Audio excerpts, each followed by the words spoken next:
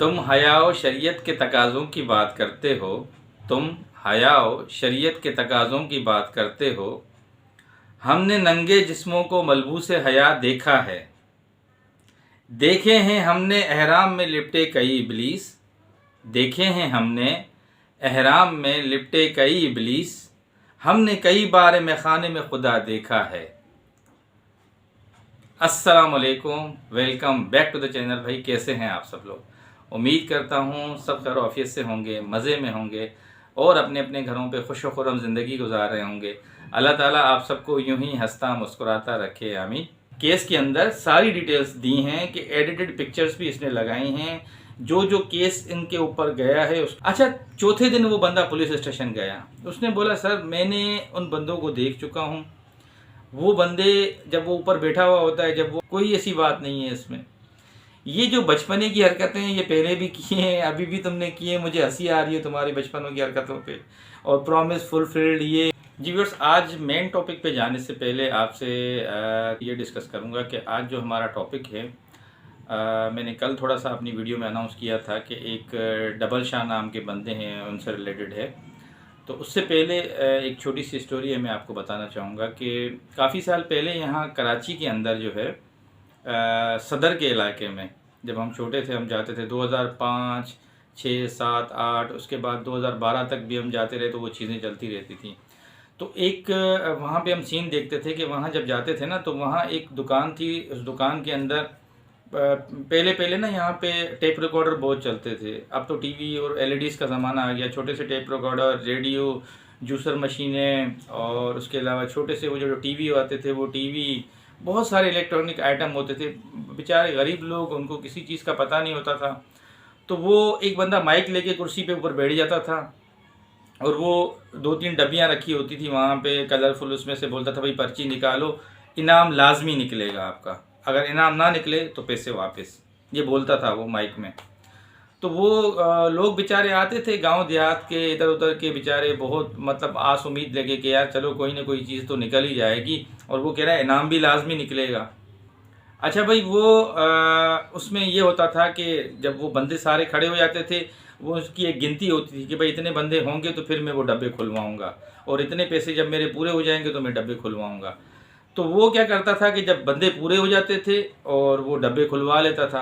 अब जो बेचारे सीधे साधे से लोग जो आगे पर्चियाँ खोलते थे, कोई 50-100 रुपया दे देता था। किसी का जो पैसे देते थे उसके मुनासिब से भी मतलब वो चीज़ नहीं निकलती थी। किसी के कोई प्लास्टिक के 3 गिलास निकलते थे, किसी का कोई जग निकलता था, किसी का कुछ निकलता था। वो बेचारे चले जाते थे। अब वो उसी के साथ साथ टीवी भी निकालता था, जूसर मशीन भी निकालता था, और इलेक्ट्रॉनिक चीज़ें, इस्त्री वगैरह भी निकालता था, वो भी देता था। तो लोग बेचारे फिर उसको देखते हुए फिर और मज़ीद मजलूम लोग आते थे कि नहीं यार इनके तो निकले हैं, अभी अभी इनको दिया भी है, और इनको फिर वो पर्ची बना के देते थे कि 6 दिन बाद, 5 दिन बाद आप लेके जाना। अच्छा, उसमें से ना एक जो बंदा था वो रोज़ आके 2-3 दफ़ा उसने अपनी किस्मत आजमाई, जब उसका कुछ भी नहीं निकला वो रोज़ आके खड़ा हो जाता था।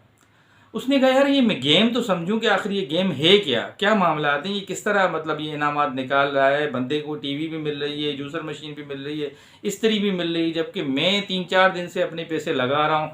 मुझे वही घुमा घुमा के प्लास्टिक का जग, प्लास्टिक के गिलास, और कभी बॉल पेन पकड़ा दी, कभी कुछ कर दिया। तो ये तो कोई बात ही नहीं हुई है। अच्छा, उसको पता ही नहीं था बंदे को, जो ऊपर बैठ के अनाउंसमेंट करता था, बंदे खड़े करता था, ये आके दरवाजे पे खड़ा हो गया। इसने सारा जब सीन देखा, सारा जब सनेरो देखा कि भाई ये देखो, ये इस तरह जब इनका सीन शुरू होता है, ये मामला होते हैं, तो उसने देखा कि यार ये जो बंदे हैं ये मैंने कहीं ना कहीं देखे हैं। उसमें से चंद बंदों को उसने देखा कि मैंने कहीं ना कहीं देखा है। खैर, वो सारे मामला हुए, फिर वही दोबारा इनामों स्कीम चली, उन बंदों को इनामात दिए गए। जो बंदे पहले टीवी, फ्रिज और ये मोबाइल जीत चुके थे, उन्हीं को दोबारा सारी चीज़ें मिल गई। तीसरा दिन शुरू हुआ, फिर वही सारी चीज़ें रिपीट हुई, फिर उन्हीं बंदों को वो सारी चीज़ें मिली, और जो नए लोग थे उनका कुछ भी नहीं, वही गिलास, प्लास्टिक के जग, ये वो, वही सारी चीज़ें निकलती रहीं। अच्छा, चौथे दिन वो बंदा पुलिस स्टेशन गया। उसने बोला सर मैंने उन बंदों को देख चुका हूँ। वो बंदे जब वो ऊपर बैठा हुआ होता है, जब वो अनाउंसमेंट करता है, वो जब डब्बे खोलता है और पर्चियाँ निकलती हैं, तो दो से तीन किस्म के तो वो डब्बे होते हैं। जब नॉर्मल बंदे जाते हैं तो वो डब्बा उठा के आगे करता है कि इसमें से पर्चियाँ निकालो। जब वो लोग जाते हैं तो उनके लिए आगे से डब्बा निकलता है, इनाम भी निकलते हैं, उनको इनाम भी देता है, पर्ची भी बना के देता है। अब मुझे ये समझ में नहीं आ रहा ये मामला क्या है, वो बंदे क्यों डेली बेसिस पे आ रहे हैं, उन्हीं के क्यों टीवी और ये जूसर मशीन और स्त्रियाँ निकलती हैं। ये सदर की कहानी बता रहा हूँ, बिल्कुल जेन्युइन कहानी है, 100%। पुलिस ने उसकी मुद्दत में जो है मुकदमा दर्ज किया और उसने पुलिस में जो उसने एप्लीकेशन दी तो पुलिस वालों ने कहा कि ठीक है, हम आपके साथ चलते हैं और हमें पूरा मामला समझाएं कि क्या मामला है। खैर पुलिस वहाँ पहुँची, उस कुर्सी वाले को भी उठाया, उन बंदों को भी उठाया, सबको उठाया, थाने ले आई। बोले यार ये 3-4 दिन से बंदा जो है आपके पास ये चीज़ कर रहा है और ये मामला सारे हो रहे हैं, इनामी स्कीम आपने ये खोली हुई है, इसका माजरा क्या है। पहले तो वो आए बाएँ शाएँ करने लगे, जो वहाँ का जो था बड़ा, जो ये सारी चीज़ें करता था। अच्छा, उसके बाद ये सीन हुआ कि जब उसको पुलिस अपने तरीक़ेकार से जब पूछती है कि नहीं सही सही बताओ ये तुम क्यों कर रहे हो सारी चीज़ें, क्या मामला आते हैं, तो उसने कहा कि भाई हम काम करते हैं डबल शाह वाला। डबल शाह वाला मसला ये है, अब गौर से सुनिएगा, ये जो बंदों के बार बार टीवी निकल रहा था, स्त्री निकल रहा था, जूसर मशीन निकल रही थी, इसके बीच में हमने अपने ही बंदे खड़े किए हुए थे और उनको जो डब्बी देते थे उसी के अंदर वो लिखा होता था जो मेन मेन इनामात थे। ये जो बाहर से लोग आते थे वो डब्बियाँ एक जैसी होती थी, हम वो डब्बियाँ आगे करते थे जिसमें प्लास्टिक के गिलास हो गए, जग हो गया, ये चीज़ें हो गई, तो ये हम उनके आगे कर देते थे। अब हमारी दिहाड़ी भी पैसे भी बन जाते थे जो डेली बेसिस के होते थे और हमारा कारोबार भी चमकता था।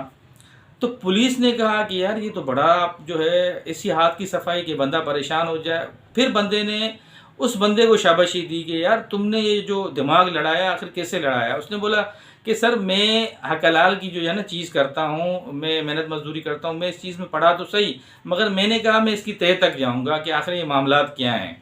ठीक है, मैंने पहले भी 1-2 दफ़ा नसीब आजमाया, मेरा कुछ नहीं निकला। अब फिर जब मेरी उन लोगों पे नज़र पड़ी तो मैंने कहा नहीं कहीं ना कहीं ये बात है कि इन्हीं के दोबारा क्यों निकले। फिर मैं 2-3 दिन वहाँ पे खड़ा रहा, वो उन चीज़ों को देखता रहा। फिर जब मुझे यकीन नहीं आया, मुझे मामलात में गड़बड़ी लगी, तो मैंने आपसे रुजू किया कि आप आएँ, मुझे ये मामला पता करके बताएं। तो ये मामला पता लगा कि भाई ये तो सारी मिली भगत है। उस दिन के बाद वो सारे कारोबार चौपट हो गए। आज आप जाएंगे सदर में, वो सब ख़त्म मामलात, जितनी भी दुकानें थी वो सारे इसी तरह 2 नंबर काम करते थे और उन सबको जो लास्ट में लक़ब दिया था वहाँ लोकल पुलिस ने double Shah, 2 number Shah, double Shah का लक़ब दिया था। तो यही कुछ मामलात हैं यहाँ पे भी। ये जो 2 नंबर और डबल शाह बंदा है, इसने परसों एक लाइव सजाई। मुझे किसी ने वो बताया कि भाई एक लाइव सेशन चल रहा है और उसमें काफ़ी सारे वो सवालों के जवाब दे रहे हैं। कुछ बातें ऐसी हैं जो आपसे भी रिलेटेड हैं, तो आप भी चले जाइएगा, देखिएगा ज़रूर। मेरे पास टाइम नहीं था, मैंने खैर बाद में वो सारा सीन देखा, जो भी मामला थे। उसमें एक बहन बैठी हुई थी जो उनसे क्वेश्चंस कर रही थी बार बार कि आप बताएं और आप इस तरह कैसे आ गए यहाँ पे सऊदीया में, आपके ख़िलाफ़ भी ये जो केसेस ओपन हुए हैं या मामला चल रहे हैं ये वो। तो वो बड़ा अतरा के, बड़ा यूं करके कि नहीं ऐसी तो कोई बात नहीं है और वो सब बकवास कर रहे हैं, झूठ बोल रहे हैं, ऐसे कर रहे हैं, वैसे कर रहे हैं, गालियाँ गलौज। मुझे एक चीज़ मैं आपको बताऊं कि सैयद में बार बार बोल चुका हूँ, कभी भी गाली नहीं बकता। सैयद जो निजी अपना सैयद होता है ना, जो शाह होता है, वो कभी भी किसी को बुरा भला नहीं कहता, कभी भी ब्लैकमेलिंग नहीं करता। अब्दुल कादिर शाह जिलानी, शाह अब्दुल लतीफ़ भिटाई, ये बहुत बड़े नाम हैं। सर GM सैयद, ठीक है, ये जो मैं नाम बोल रहा हूँ ना, आप इसको जाके गूगल पे सर्च कीजिएगा कि इनकी क्या मिसालें थी, क्या लोग थे। ये सैयद आले रसूल में से होते हैं। मैं बार बार अर्ज़ कर रहा हूँ कि ये किसी को बेपर्दा नहीं करते। सैयद कभी भी, जो असली सैयद होता है, किसी को भी बेपर्दा नहीं करता, चाहे उसके साथ ज़ाती तौर पे गलत क्यों ना हुआ हो। ये मैं सैयद की बात कर रहा हूँ, ठीक है, ज़ाती तौर पे उसके साथ बुरा क्यों ना हुआ हो। वो क्या कहते हैं कि आपस में पंचायत बिठाते हैं, उन बड़ों को बुलाते हैं, उन मामलात को बैठ के उन पंचायतों में हल करते हैं, अफ़वाम व तफ़हीम के साथ जो बड़े आके बैठते हैं, जो मामलात होते हैं। सैयद कभी ब्लैकमेलर नहीं होता, सैयद कभी 2 नंबर चीज़ें नहीं करता। ये मेरी बात आप लिख लीजिएगा, किसी से भी पूछ लीजिएगा, ठीक है। अब मामला क्या है कि इसने परसों रात की जो लाइव सजाई थी, उसमें जितनी भी इसने बकवासियात की, जो भी मामला थे, अजीब व गरीब बातें कर था। वो जो बहन हमारी बैठी हुई थी, उसने जब इससे सारे क्वेश्चंस किए हैं, अल्लाह की शान ये है कि मैंने आगे आगे करके सारी जो मेन पॉइंट्स थी वो देखी, कुछ मुझे लिंक्स के थ्रू भेजी गई थी। उसने ये सारी चीज़ें मानी कि हाँ मुझे एक दफ़ा फ़ोन आया था और मैंने रिटर्न में उनको फ़ोन करके सख्ती से बोला भी था कि तुम लोग मुझे ऊपर क्यों फ़ोन्स करवा रहे हो। बात याद रखिएगा, पॉइंट्स मेरे ये याद रखिएगा। उसके बाद मुझे मेरे घर वालों ने ज़बरदस्ती बोला कि आप यहाँ से जाएं और आपके ऊपर मामला बहुत ख़राब हो रहे हैं, कल को ये केसेस चल रहे हैं, आप जो है हमारी भी रेपुटेशन ख़राब करेंगे। उसीलिए मैं वहाँ से निकल आया, यहाँ पे आया। जो इंसान किसी की बहू बेटी किसी भी इंसान को जो है ना ये इस तरह के अमल से नुकसान पहुँचाए, तो क्या उसको ये नहीं पता कि कल को मेरी भी कोई बहन है, बेटी है, बहू है, उसके साथ भी कोई ऐसी चीज़ होने वाली है। मकाफ़ात हैं वाले ये तो। ठीक उसके बाद जिस तरीके से इसने वो कहा कि मैं जो है एक वाईटी पे आऊँगा, बड़ा ब्लास्ट करूँगा, ऐसा ब्लास्ट करूँगा कि वाईटी पूरा खामोश हो जाएगा, ऐसे सबूत लाऊंगा तो ऐसे हो जाएगा, वैसे हो जाएगा, यूँ हो जाएगा। भाई 3 वॉइसेस थे जो कल इसने चलाए, 3000 तकरीबन लोगों ने देखे हैं जो अभी तक मेरी नज़र पड़ी है। उससे पहले भी इसने बहुत ज़्यादा वक्फन फ़वक्फन ब्लैकमेलिंग की है। इनकी जो केसेस के ऊपर मेन पर्पस जो हमने दिया हुआ है वो ब्लैकमेलिंग का दिया हुआ है। उसमें इन्होंने एडिटेड पिक्चर्स को यूज़ किया है। और आपको मैं बता दूं, साइबर क्राइम के अंदर साइबर बॉलिंग होती है, साइबर क्राइम होता है, वो सारे दफ़ात इनके ऊपर हैं। हम अभी खामोश हैं, हम अभी डिटेल से सारी चीज़ें नहीं बता सकते। जिसने भी बंदे ने इसको बताया था कि तुम्हारे ऊपर कोई तगड़ा केस होने वाला है, यहाँ से भागा है, ये डिफ़ॉल्टर है, ठीक है, इसको जवाब देना पड़ेगा। यहाँ पे आके ये जिस तरीके से इदारों को चैलेंज कर रहा है वो सब हमने ऑन रिकॉर्ड सारी चीज़ें रखी हुई हैं कि ये इदारों को भी चैलेंज कर रहा है कि मेरा कोई कुछ नहीं बिगाड़ सकता। ये बात रिकॉर्ड पे रहे, ठीक है ना। और ये कोई बहुत बड़ा अपने आप को तुरम खान समझता है। इसके मैसेजेस पड़े हुए हैं कि मेरे साथ बैठ के मामला तय करो, ठीक है। जो इसने पैसों की डिमांड की है, जो जो इसने बातें की हैं, वो सारे प्रूफ्स हैं, ठीक है। अब आते हैं ये दिलबर के मामले पे कि जो दिलबर की इन्होंने वॉइसेस रिकवर किए हैं, जो रात से आप लोग सब मुझे मैसेजेस में भी मेरी वीडियोस में कह रहे थे। देखिए, मेरी बात करने से पहले दिलबर ने सारी आपके सामने कन्फ्यूजन क्लियर कर दी है वीडियोस में, अगर आपने देखा हो तो। दिलबर ने इस बात को डिसएग्री नहीं किया, उसने एग्री किया है कि भाई ये मेरी सारी वॉइसेस हैं मगर बहुत पुरानी हैं। रहा सवाल इन वॉइसेस के अंदर जो बीच में टिक टिक टिक की आवाज़ आ रही है, उसने अपनी वॉइसेस को क्यों बीप किया हुआ है? ये बहुत बड़ा एक पॉइंट आउट क्वेश्चन है कि उसने अपने आवाज़ को क्यों बीप किया हुआ है, सिर्फ उसकी आवाज़ चलाई है। लास्ट की जो वॉइस है जिसमें वो दिलबर कह रहा है कि मैंने मना कर दिया है और अब जो होना था वो हो गया। मुझे ये बता दें, जो पढ़ा लिखा, जो अच्छा, जो समझदार बंदा हो, उसमें कहीं पे भी किसी का जिक्र कहाँ आ रहा है? कहीं सितारा सिस्टर का नाम लिया जा रहा है, कहीं कोई ऐसी बात हो रही है, कुछ भी हो रहा है। ये तो झगड़ा जैसे अभी उनकी बहन का और उसका भी चला था, बीच में सितारा का भी, दो मियाँ बीवी में भी झगड़े होते हैं, किसी ख़ानदान में और भी मामला होते हैं, उसको भी इस तरह डिस्कस किया जाता है, ठीक है। उस दिन मज़े की बात यह है, उसी लाइव में उस बंदी ने इसको खुद बोला, जो हमारी बहन बैठी हुई थी, कि उसमें उसका जिक्र कहाँ से आ रहा है। आप जाके सुनिएगा, लोग तो नहीं मानेंगे उसमें कि जिक्र कहाँ से आ रहा है। ये थोड़ा हड़बड़ाया, फिर इसने दोबारा क्लियर किया, नहीं नहीं आप देखिएगा, मेरा जो शाहीन मिसाइल है ऐसा धमाका करेगा कि पूरी वाईटी खामोश, धुआं ही धुआं और सन्नाटा ही सन्नाटा। तो भाई ये तो वही वाईटी चल रही है, हर बंदा अपना काम कर रहा है, हर बंदा अपनी वीडियोस बना रहा है। तुम्हारा क्या हुआ डबल शाह? कुछ भी नहीं हुआ, कोई ऐसी बात नहीं है इसमें। ये जो बचपने की हरकतें हैं ये पहले भी की हैं, अभी भी तुमने की हैं, मुझे हंसी आ रही है तुम्हारी बचपनों की हरकतों पे। और प्रॉमिस फुलफिल्ड, ये वो, ये क्या चीज़ें हैं ये इससे मतलब क्या तासुर देना चाह रहे हो तुम? इसमें क्या सदाकत है? कहाँ से सच्चाई है इसमें? मुझे तो कोई ऐसी चीज़ समझ में नहीं आ रही है। आप देखें जिस तरीके से आप लोग रिएक्ट कर रहे हैं ना, तो मेरी बातों पे भी आप गौर कीजिएगा, उसके बाद फिर आप इन चीज़ों पे जाएं। असली सैयद कभी ऐसे काम नहीं करते। जब बंदा ही 2 नंबर हो, कहते हैं ना, वो एक मिसाल है कि नकल से होशियार रहें, असल की पहचान करें। ये मैं बार बार कह रहा हूँ। जो भी मैंने नाम लिए हैं, आप गूगल पे जाएं, सर्च आउट करें, उसके बाद आके मुझे बताइएगा कि असल इज़्ज़तदार सैयद होते हैं, वो किसी की बहन, बेटी, बहू को इस तरह बातें नहीं करते, किसी बंदे की इज़्ज़त किरदार कशी नहीं करते, वो मामलात को अपने ख़ानदानों में बैठ के हल करते हैं। उस बहन ने उस दिन उसको इतना जलील किया, तुमने बोला तुम जलेबी की तरह बातें घुमा रहे हो, मैं बात करती हूँ मशरिक़ की, तुम बात करते हो मगरिब की, तुमने मुझे परेशान करके रखा हुआ है यहाँ पे। मतलब बीच बीच में जो उसने झटके इसको दिए हैं ना, कि मैं कहता हूँ कि ये अगर इज़्ज़तदार होता ना तो ये इसको वहीं बोलता कि भाई तुम मुझे यहाँ पे बिठा के मेरा मौक़िफ़ ले रही हो, मुझे जलील कर रही हो। तो ये तो उस दिन उसका आलम था। मुझे हंसी आ रही थी बहुत ज़्यादा। खैर, अभी देखें, दिलबर ने अपना मौक़िफ़ दे दिया है, बाकी जो बात थी मैंने आपके सामने रख दी है। ये अगर इतना मर्द का बच्चा था तो यहाँ से भागता ही नहीं। और ये उस दिन बड़ी बड़ी बातें कर रहा था कि मैं कानून को फेस करूँगा, मेरा लॉयर बात करेगा, ये करेगा वो करेगा। भाई आप अभी तो बाहर हो ना, आप तभी इतने चौड़े बन रहे हो। आप जब पाकिस्तान आओ ना तो फिर आप राब्ता करना, आप बताना और आप अनाउंस करके आना। अभी जैसे रातों रात भागे थे ना, किसी को बताया नहीं, वहाँ पहुँच के जब आपने ये चीज़ें क्लियर की थी कि मैं यहाँ पहुँच चुका हूँ, अब देखें मैं यहाँ पे अभी काम के सिलसिले में आया हूँ, मैं ऐसा हूँ, मैं वैसा हूँ। अब जब यहाँ आओ तो कम से कम ऐसे रात के अंधेरे में चुपचाप नहीं आना, सही है।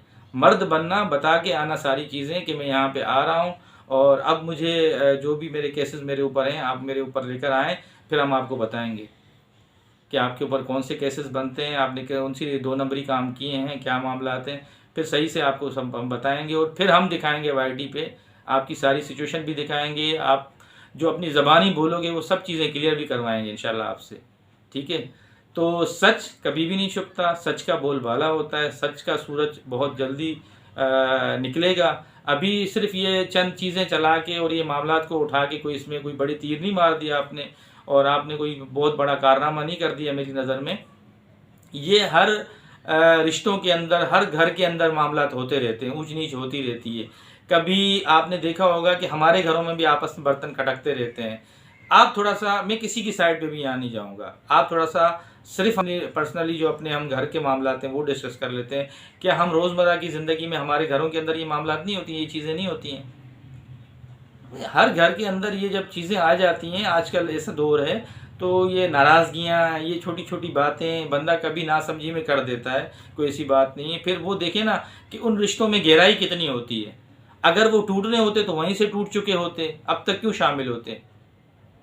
सारी दुनिया ने कट ऑफ कर दिया सितारा से कि हम नहीं करेंगे सितारा से, और उससे अपना, जब ये सितारा के ऊपर सारे मामला उठे थे और जब ये ब्लेम लगे थे कि इसने ऐसा है वैसा है, किरदार कशी की गई बहन की तरफ से, तो ये 2 बंदे भी तो हट सकते थे ना।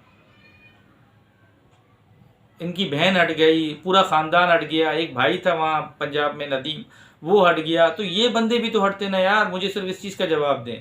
फिर आहिस्ता आहिस्ता सब ने भी, हमारे जो हेडर्स थे जो उस साइड पे थे, उन सब ने जब रियलाइज़ किया कि नहीं हम टाइम भी ज़ाया कर रहे हैं और यहाँ पे कोई बात भी सही नहीं है, सारी ये बातें गलत कर रही हैं मैडम जो भी है, सारे वापस आ गए सितारा के साइड पे। तो देखें बातें जितनी करेंगे उतनी लंबी होती जाएंगी। तो एंड दी एंड देखें जो भी बात थी वो आपके सामने मैंने रख दी है। उम्मीद करता हूँ कि आप इस बात से खुद ही अंदाज़ा लगाएंगे। आखिर में आप सबसे वही रिक्वेस्ट करता हूँ, जो नए देखने वाले हैं भाई चैनल को सब्सक्राइब कर दीजिएगा, वीडियो अच्छी लगी हो तो लाइक कर दीजिएगा। नई वीडियो में ज़िंदगी बखैर फिर आपसे मुलाकात होगी, तब तक के लिए अल्लाह हाफिज़।